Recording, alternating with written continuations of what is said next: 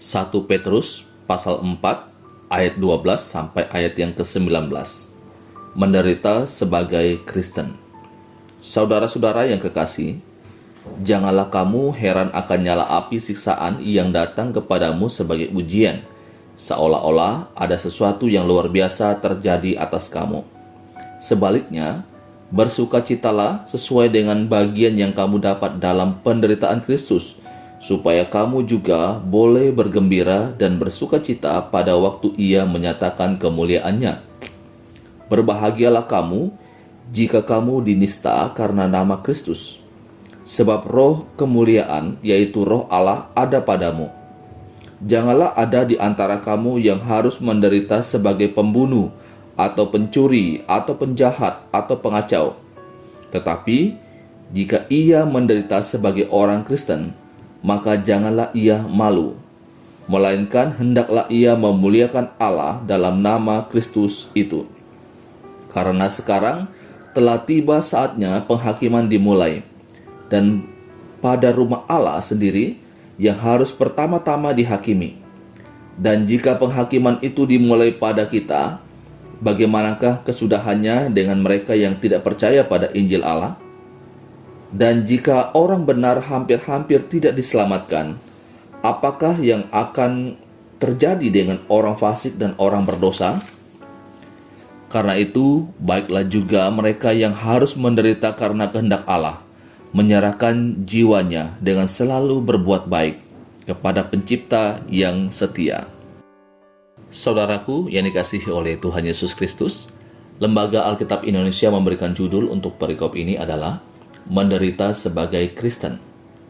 Dalam ayat yang ke-12, di sana Petrus berkata, "Saudara-saudara yang kekasih, janganlah kamu heran akan nyala api siksaan yang datang kepadamu sebagai ujian, seolah-olah ada sesuatu yang luar biasa terjadi atas kamu." Di dalam bagian ini, Petrus berkata, janganlah kamu heran. Heran akan apa? Heran akan penderitaan yang dialami. Heran akan penderitaan yang dialami. Nah, saudaraku, kadang ada orang yang ketika mengalami penderitaan, heran bertanya, mengapa saya mengalami penderitaan? Atau ketika melihat orang lain mengalami penderitaan, kemudian bertanya, mengapa dia mengalami penderitaan? Seakan-akan penderitaan itu adalah sesuatu yang tidak kita alami, tidak menjadi satu bagian dalam kehidupan kita. Kalau kita melihat apa yang dikatakan oleh firman Tuhan, sejak manusia jatuh ke dalam dosa, maka sejak saat itulah manusia mengalami yang namanya penderitaan. Ada banyak kesusahan, kesulitan yang dialami oleh manusia. Dan kalau kita melihat lagi dalam perjanjian baru, itu dipertegas oleh Tuhan Yesus sendiri, bahwa ketika kita telah mengambil suatu komitmen untuk mengikuti Yesus, maka akan ada konsekuensi yang kita akan alami. Kita siap untuk mengalami berbagai macam penderitaan-penderitaan di dalam hidup ini. Itu yang Yesus sampaikan kepada kita. Dan kembali lagi dalam bagian firman Tuhan ini, Petrus mengingatkan, janganlah heran akan nyala api siksaan yang datang kepadamu sebagai ujian, seolah-olah ada sesuatu yang luar biasa terjadi atas kamu. Jadi saudaraku yang dikasihi oleh Tuhan Yesus Kristus, seharusnya dengan kita memahami apa yang terjadi ketika manusia sudah jatuh dalam dosa, maka manusia mengalami kesulitan, penderitaan dalam hidup ini. Dan Yesus pun mempertegaskan akan hal itu. Dia seharusnya pertanyaan mengapa saya menderita, itu satu pertanyaan yang tidak terlalu relevan dalam hidup kita. Nah, yang harusnya menjadi perhatian kita dalam ayat yang ke-14, 15, dan ayat yang ke-16.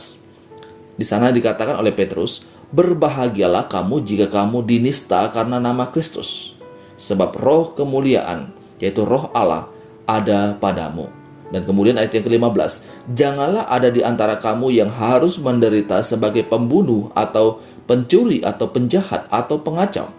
Ayat 16, tetapi jika ia menderita sebagai orang Kristen, maka janganlah ia malu, melainkan hendaklah ia memuliakan Allah dalam nama Kristus itu. Dikatakan berbahagialah kamu. Ini sama dengan yang disampaikan oleh Yesus di dalam Injil Matius ketika ia khotbah di atas bukit. Berbahagialah, diberkatilah, jika kamu dinista karena nama Kristus. Jadi kita seharusnya tidak merasa malu, tidak merasa heran ketika kita mengalami penderitaan. Yang perlu kita pastikan adalah penderitaan yang kita alami itu disebabkan apa? Nah, ini poinnya. Penderitaan yang kita alami itu disebabkan apa? Apakah itu disebabkan karena dosa kita, karena kejahatan yang kita lakukan sehingga kita mengalami penderitaan?